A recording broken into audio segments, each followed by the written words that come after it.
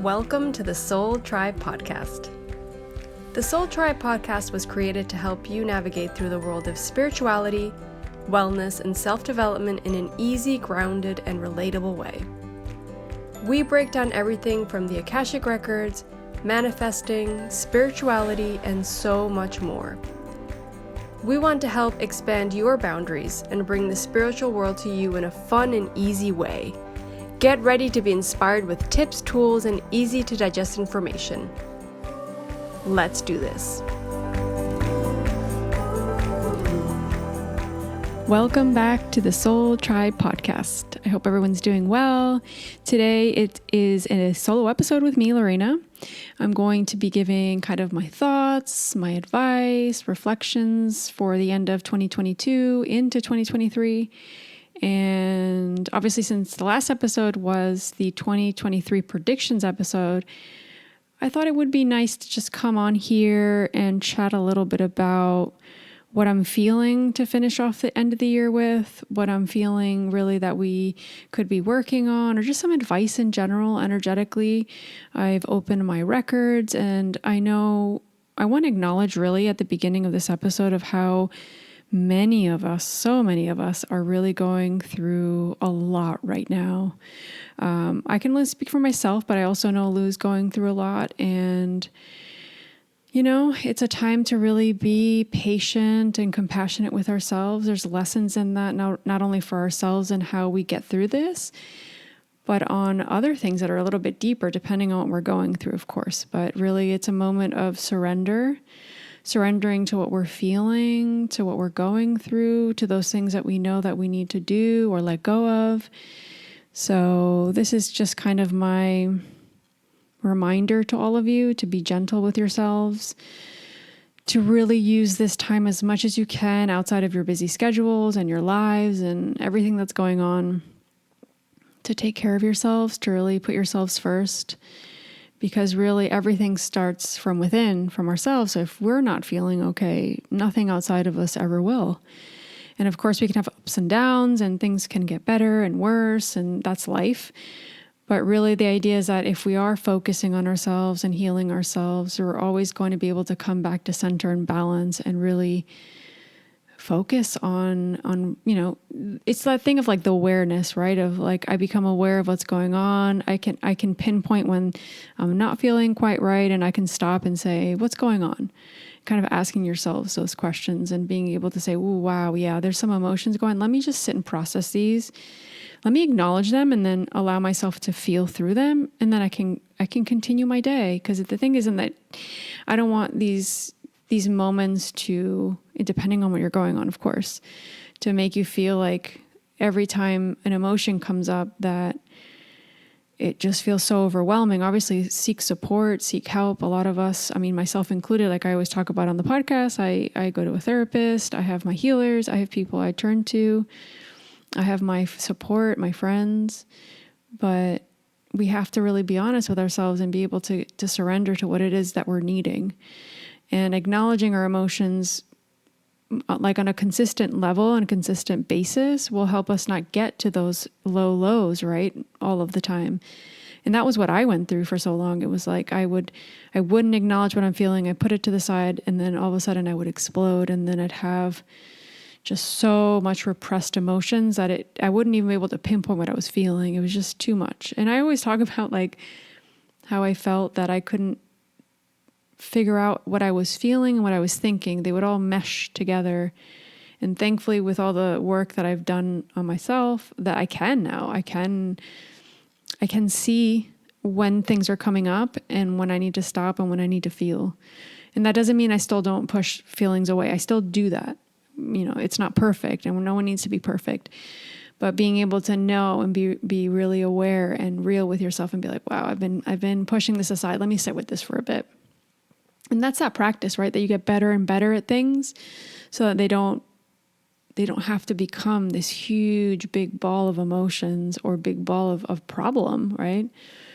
And there's so much, you know, to being able to communicate that, to express that. For some of us, it could be through a podcast, it could be through a blog post, it could be through a social media post, it could be talking to somebody, it could be talking to our therapist.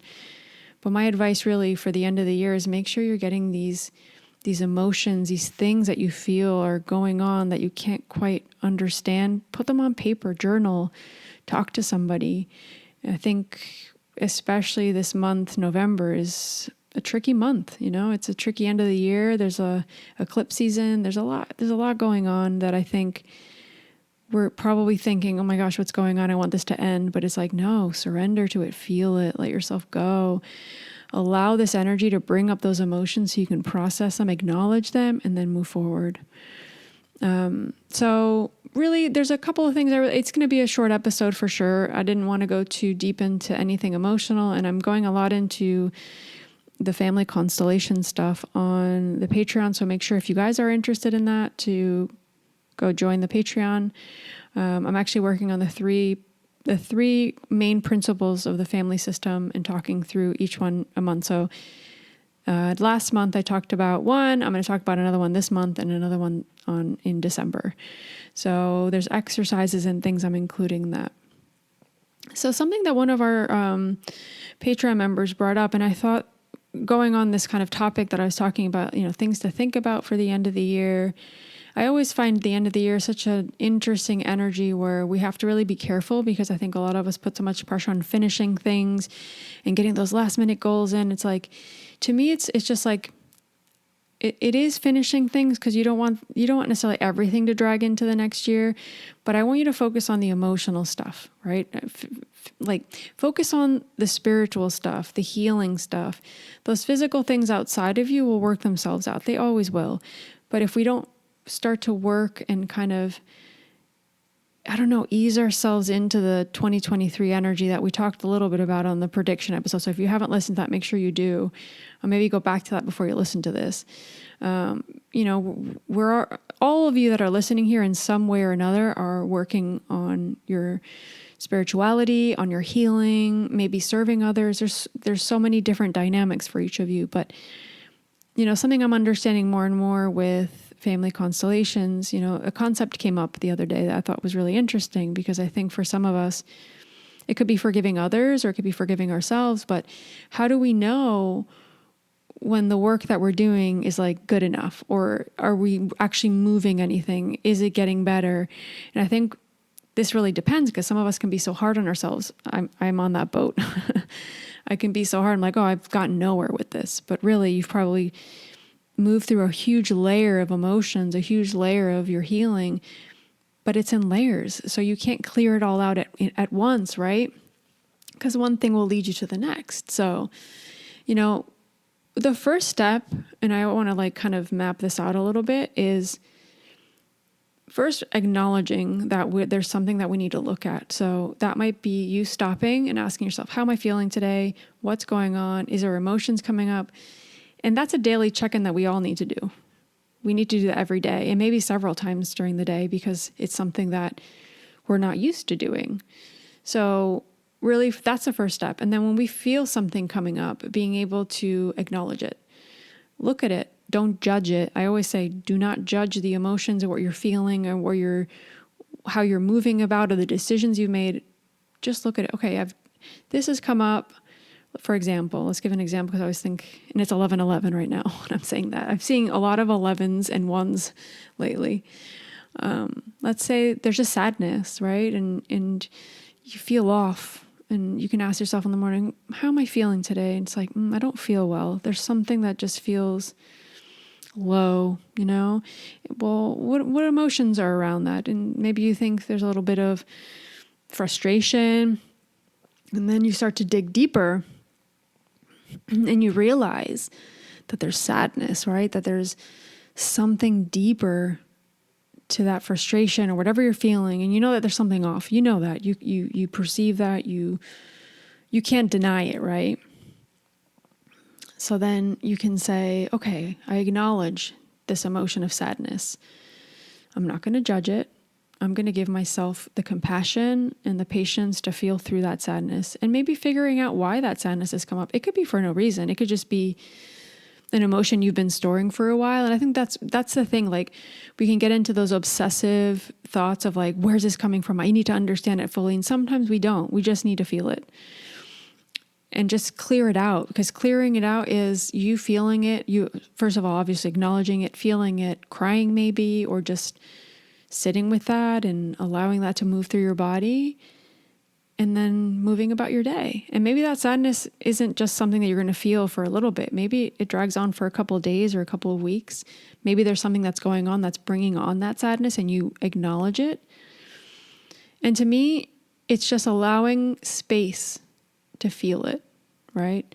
And I think this is, I'm talking about this really because this is what I'm feeling for a lot of you that are listening right now, that there's a lot of emotions, a lot of things coming up.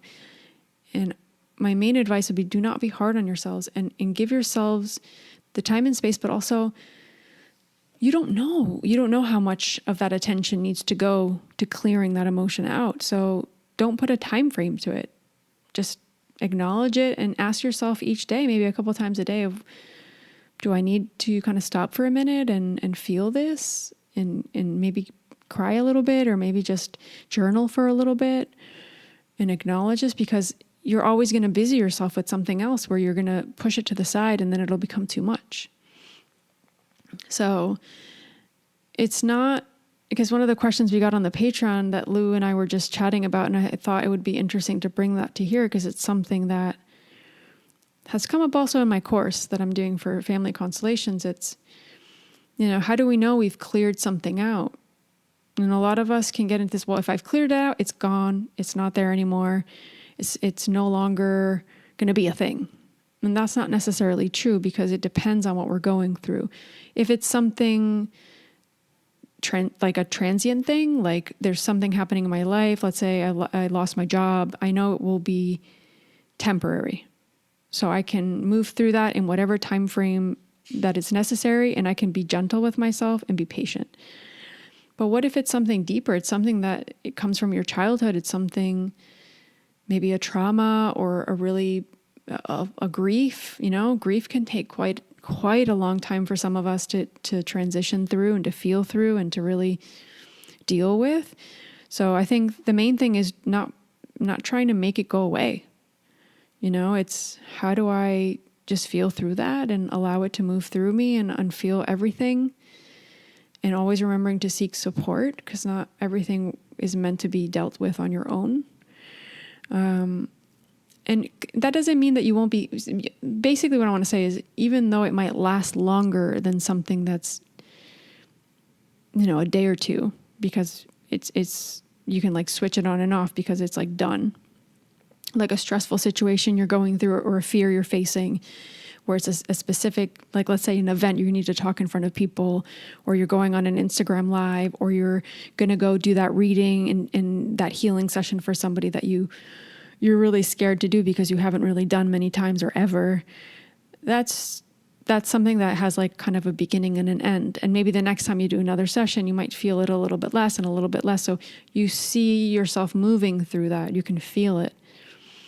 But with things that are a little bit more complicated and maybe take years to work through, the idea is that we can move through it in whatever pace, like I said. And the fact that it's there in a week doesn't mean that we are not clearing it out. We have to be patient.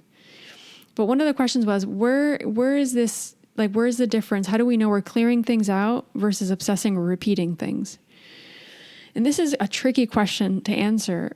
And the main thing I want to say is usually when something has been acknowledged, you've worked through it, it won't affect you as much. Like, it won't trigger you as much. It won't give you the same emotions it used to. Not to mean that it won't at all. For some of us, maybe not at all, but generally it's less. But that doesn't mean that it's completely cleared out, right? It might take time to clear things out. So we have to be honest with ourselves, and checking in with ourselves is crucial for that same reason, because we can say, hey, how do I feel? No, this isn't completely healed, and that's okay. And I think the obsession can become something. This is why I'm very careful with people coming to readings and asking the same question over and over again, because there can be a few scenarios, right? I think the obsession comes when we're talking about it and repeating it, but we're not doing anything about it. But when we're in that energy of healing and clearing something out, we're patient. We're loving towards ourselves. We have people supporting us. We're supporting ourselves. We're accepting it. And we know that it'll take whatever time it needs to take, right? But I think the obsession comes in when it's like, when is it over? And you're asking yourself, when is this going to go away? I hate this. And we get into like the ego, right? That to me is obsession.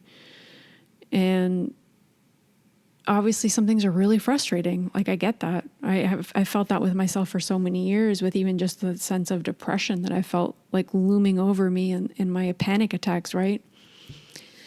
And I remember asking, like, when is this going to be over? Like, I don't want to live the rest of my life like this, but I wasn't doing the work.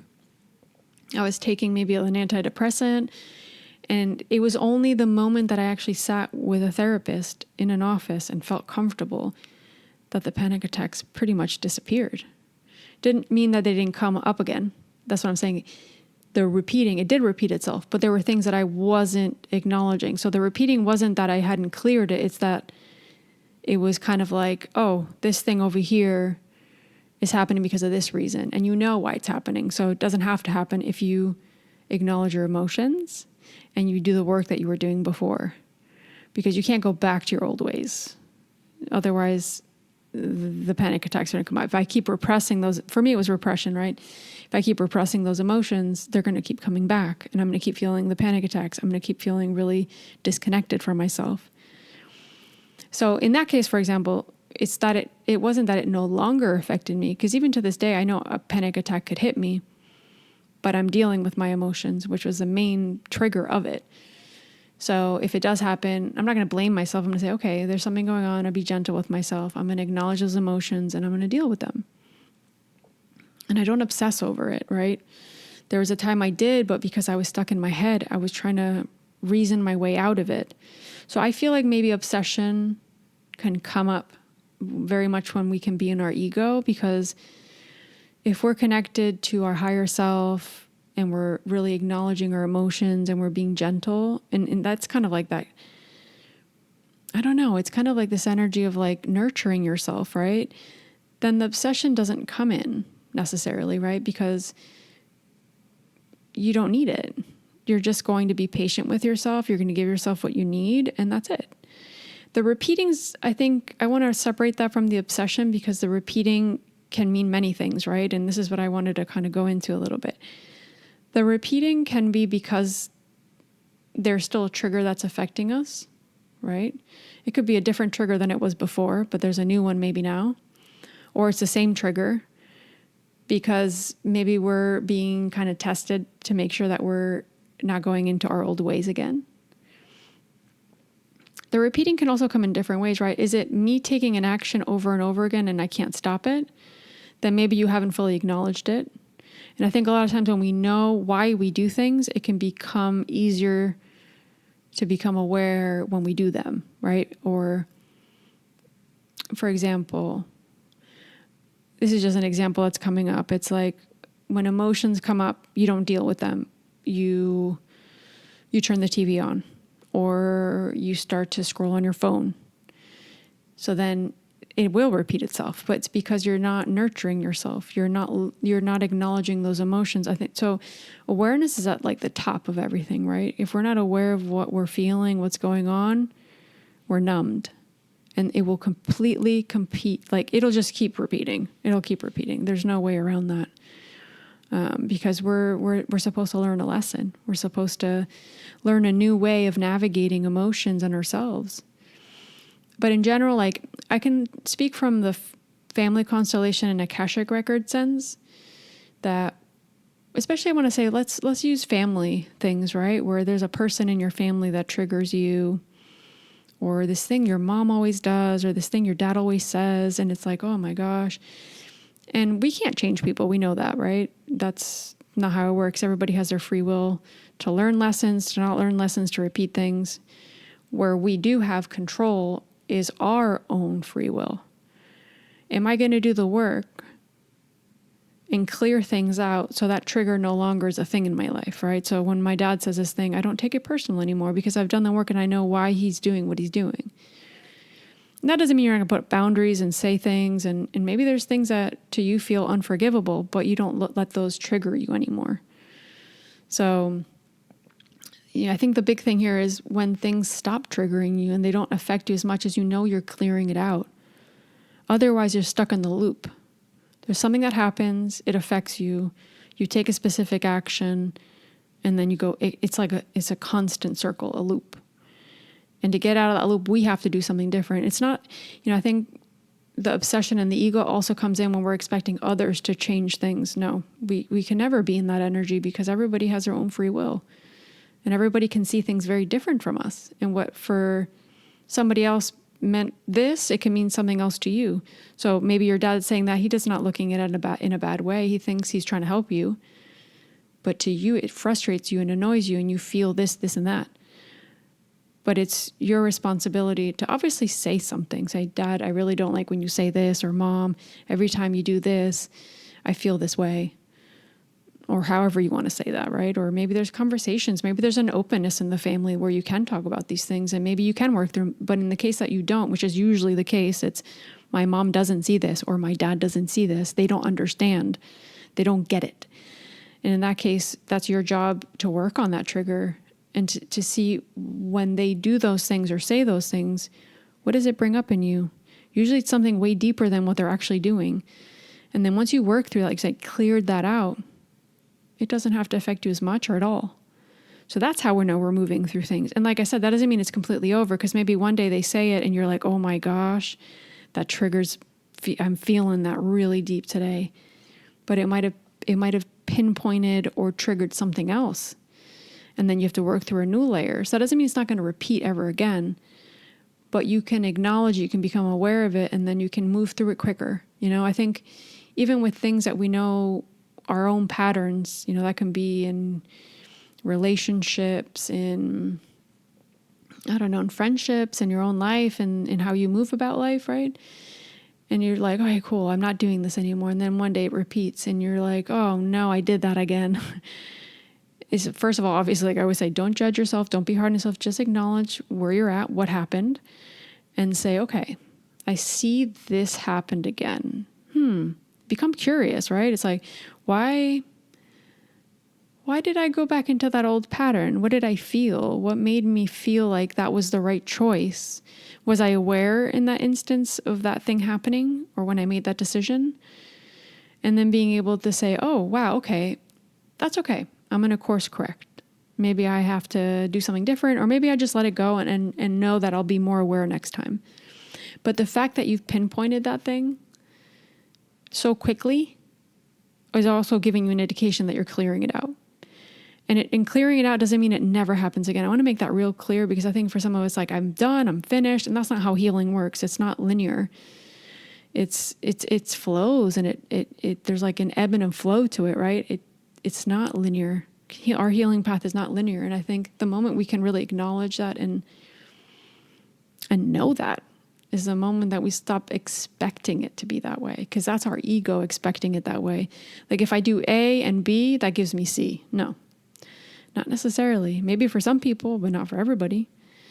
So I think this is all energy that we need to really kind of surrender to, sink into, dance with at the end of this year into next year. Because I think a lot of us are going to feel really triggered right now and feel like things feel a little bit out of control, a little bit like, wow, all this healing I've been doing all this year and all of a sudden all this is coming up. It doesn't mean that you haven't healed it. It just means right now maybe there's a little bit more clearing that you need to do. And I think the moment we can accept this journey we're on, like fully accept it, like completely let go of control of what it needs to look like and how you need to work with it, is the moment that it starts to become less heavy and that we can move through things quicker and with more ease and with more grace and more kindness towards ourselves. I think it's so easy for ourselves to just judge ourselves, right? Because it might be what we always did. But we're being asked to really sit with some things right now and to really work through them with patience and love. and not obsession, and not worrying if it will repeat. Accepting and slowly clearing. I think also clearing can be a really triggering word for some, because the word clearing feels like, when I say that word, I feel like there's a whiteboard with some like writing, and then you grab an eraser and you've cleared it out. It's like nice, squeaky clean white. It's not how clearing really works spiritually, in my opinion, and that's not how they're showing it to me. So maybe it's a moment also to review some of these concepts that we've been using and we've been taught, and starting to redefine them for ourselves. What does clearing things out for you mean? For me, it's just acknowledging and starting to feel, because the moment I do that, I know that I'm in more awareness, and that means I don't have to repeat them. In other instances, it might mean I sit with my therapist or with somebody and I talk through things, and I push past fears, and I push past through limiting beliefs, and I start to really acknowledge some of these limiting beliefs I have about myself, so that I can start to trust myself more in every sense of the word and every aspect of my life. But really, for some, I think for a lot of us right now, the end of this year is going to feel really hard. So how do we take care of ourselves? I think that's something that we need to put at the top of our priority, like the top of the list, and really take our time with ourselves the same way you would with a small baby or your own child. How do we take care of ourselves emotionally, physically, mentally? That's closing the year off on a good note. And then obviously if we can start ticking some things off our actual to-do list, great.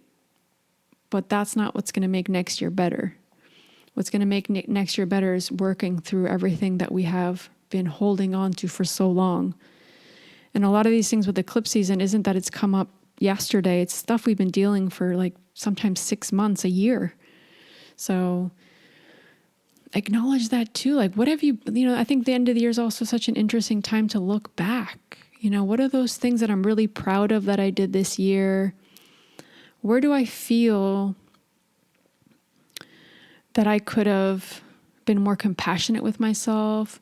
What are those things I could have worked through with more kindness and grace without being hard on myself, because I did it maybe a way that I'm thinking could have been better, right? I did the best that I could with what I had at that time and what I believed was the best at that moment. And that's the same thing with our family, right? We always have to give people the benefit of the doubt, because maybe that's what they learned and that's all that they ever knew. It's still hard, right? It's still really hard.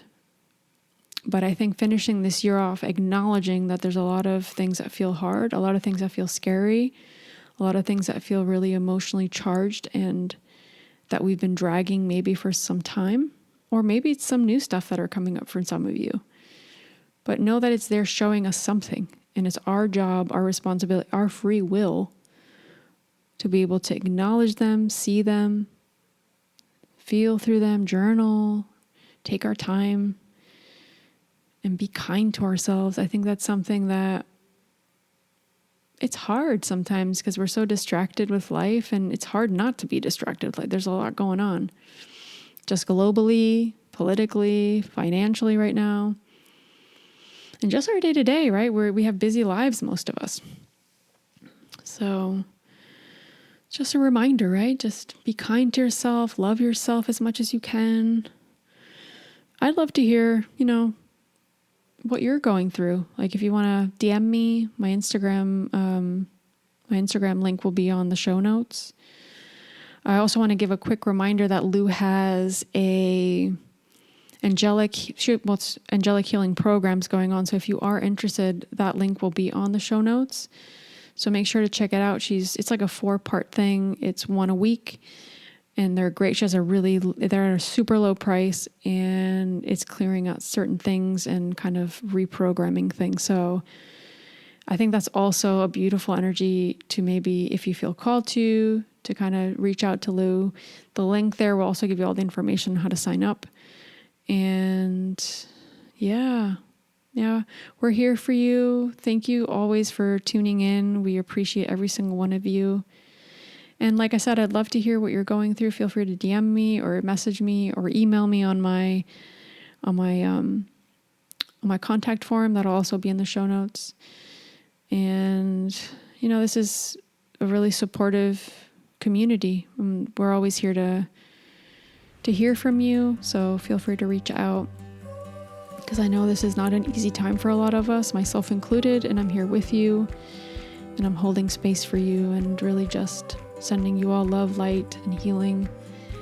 And have faith and trust that everything will work out the way it needs to, and that whatever direction life is pushing you towards, surrender to it as much as you can if you know that's what you need right now, and let go, right? It's part of life right now, but become aware of what's going on emotionally inside of yourself, because I think that's going to help you get through that in a better way. Sending you all love and light, and we will see you next week with a new episode. Bye. Thank you.